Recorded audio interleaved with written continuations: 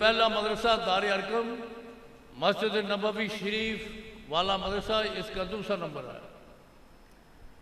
फिर जब जनाब रहमतुल लिल आलमीन सल्लल्लाहु अलैहि वसल्लम हिजरत फरमाकर मदीना मुनव्वरा तशरीफ फरमा हुए तो दूसरा मदरसा आपने कायम फरमाया मस्जिद नबवी शरीफ के मुकाम सुफा पर।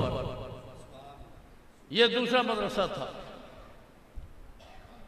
और रसूलुल्लाह अलैहिस्सलाम की ज़ाहिरी हयात तय्यबा में मदीना मुनव्वरा में 10 मदारिस तैयार हो चुके थे।